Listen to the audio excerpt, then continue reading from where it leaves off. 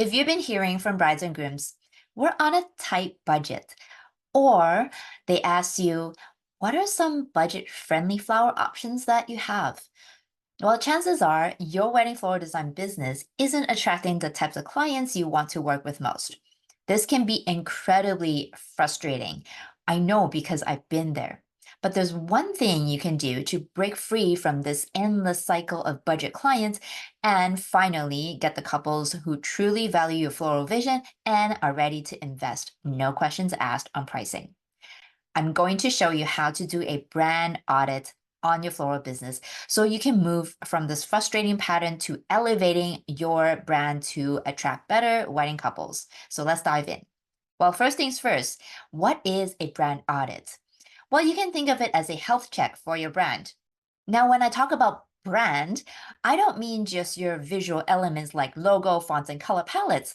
I'm also talking about your internal branding, which actually takes up 90% of your brand. So the core foundation that shows who you are, who you're for, and how you can stand out in your crowded wedding floral industry. A brand audit is like a deep dive into how your brand is doing. It spots the places where you're doing well and flags the bits that need a little more love. It's all about making sure that your style and the way you talk about your business and services and your whole vibe really hit it off with your dream couples. This kind of vibe check is super important, not just in the floral industry, but for any business, really, even the big billion-dollar companies. When you nail down your look and message, you can draw in clients who are all in to splurge on your flowers. So a solid brand audit helps you make sure that everything from your logo to your Instagram isn't just looking good, but also talking directly to those dream client of yours. So when should you do a brand audit? Well, the answer would be yesterday. If you're watching this video, chances are you've never done one before. You can perform a brand audit anytime you feel the need to make sure your brand is still working well for you and your ideal clients. However, there are specific situations where it's particularly beneficial for your business. And we're going to talk about when. So, first, when you're feeling stuck or your business is slow. This can happen if you're attracting clients who don't quite get your style or keep requesting budget friendly options.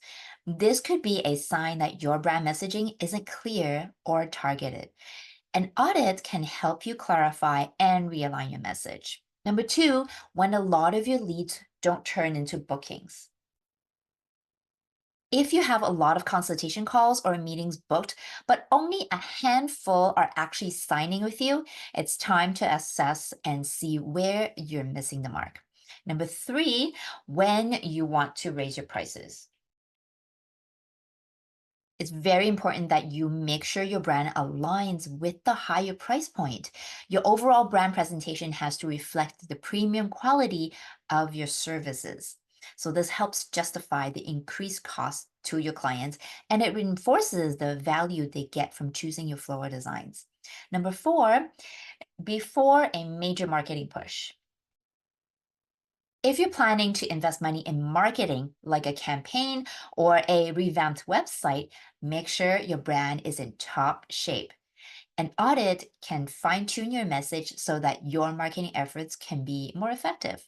Number five, before significant changes in your business. If you want to expand your services, for example, or change your business model or shift your target clientele, it's important to make sure that your brand reflects these changes accurately and attracts the right clients.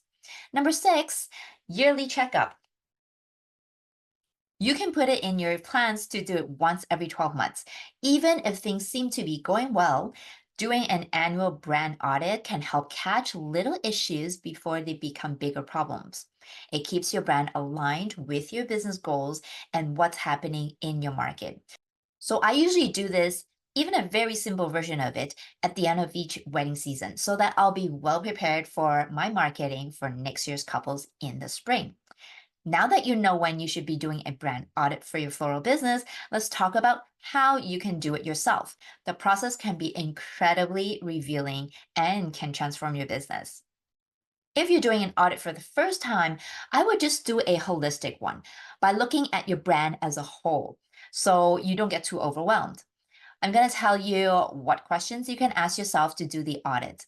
And if you want a workbook with a very detailed list of areas in your business that you would want to do a thorough brand audit, I've put together a guide and checklist that you can download in the video description below, and for you to make sure that you're covering all aspects of your brand and setting yourself up for success.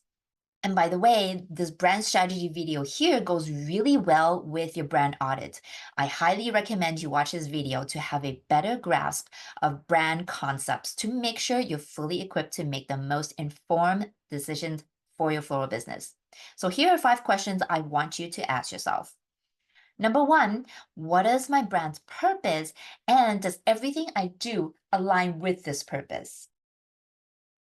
I want you to evaluate whether your brand's core mission and values are clearly defined and consistently reflected in every aspect of your business.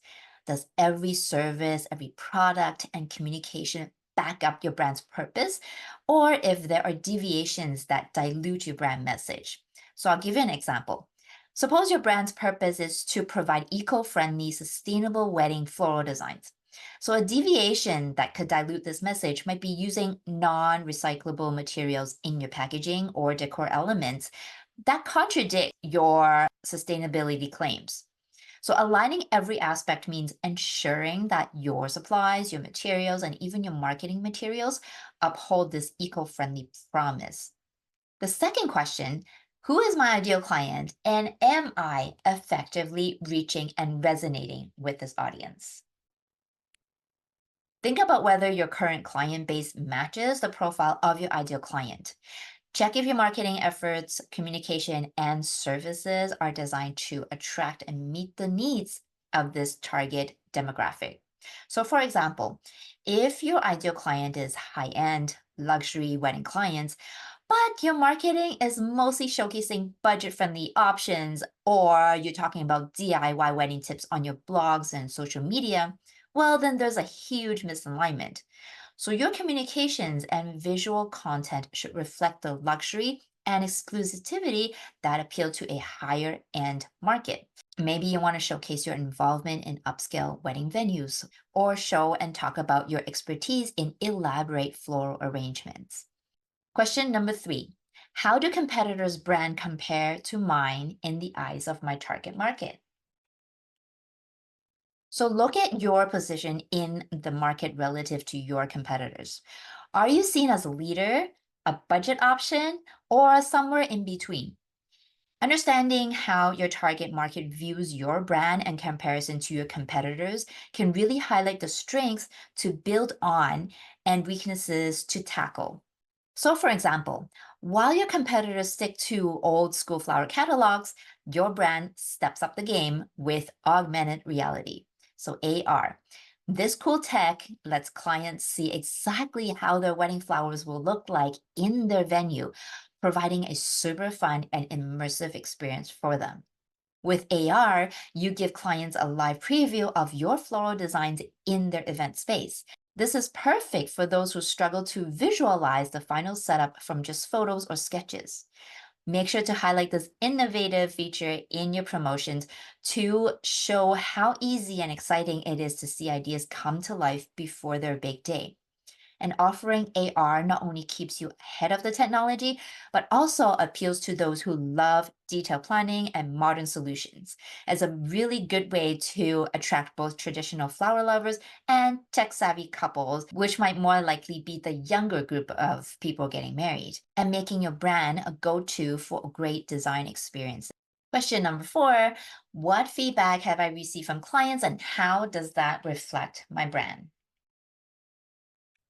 So consider feedback, both positive and negative, that you've received from clients.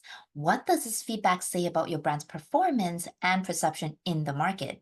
You should be identifying trends or recurring comments that could indicate areas for improvement. So, for example, if clients are always talking about details and personalized service, but complain about long response times from you, this feedback indicates that you're doing well in personalization, but you might want to improve your responsiveness and getting back to clients promptly. So you might want to hire a part-time assistant if you've got too much on your plate. These trends and feedback can guide you to know where to focus your efforts on to enhance how others perceive your brand. Question number 5. Is my brand consistent across all platforms and interactions? So look at your brand's presence across all the platforms. And by that, I mean everywhere and everything from your online presence, meaning your website, social media, and third-party website business profiles like the Knot or Wedding Wire. Digital assets like email signature, proposals, contracts, consultation call presentations, and also your printed collateral such as brochures, flyers, and business cards if you do any of those. Inconsistency can confuse clients and again, dilute your brand effectiveness. Make sure that your brand message and visual identity are uniform and that they clearly communicate what your brand stands for. For example, check if your brand's visual identity, your logo, fonts, color palettes, patterns, and imageries, and also tone of voice are consistent across your platforms and client communications. Inconsistency, like a modern website but outdated brochure designs, or you might have a friendly tone on social media but a very formal tone in emails. These inconsistency can confuse clients. So, what is your brand about? Now, by reflecting on these questions, you can gain valuable insights into the overall health of your wedding floral brand. Don't be afraid to answer honestly, even if it reveals areas for improvement. I mean, that's the purpose of the audit, right? It helps you to make strategic adjustments and fine tune your brand to more easily attract your dream couples. Remember, a brand audit isn't just a one-time task. It's an ongoing process that really helps you ensure that your business remains aligned with your goals and adapts to changes in the marketplace. All right, so action steps. Number 1, I want you to set a date on your calendar to do your brand audit, either this coming week or in 2 weeks. If it's not on your calendar, it's not going to happen. So block off that time and date in your calendar. Step number 2, follow the 5 questions we just went over for a more holistic brand audit. Step number 3, download that brand audit guide and checklist I've made for you for a more detailed and thorough audit. And step number 4, after the audit, you make the changes necessary to create a more cohesive brand for your floral business, one that really aligns with your values and resonate with your ideal couples. All right, that's it. I cannot wait to see how your brand grows and evolves. And don't forget to watch this brand strategy video right here. It will really help you with your brand audit.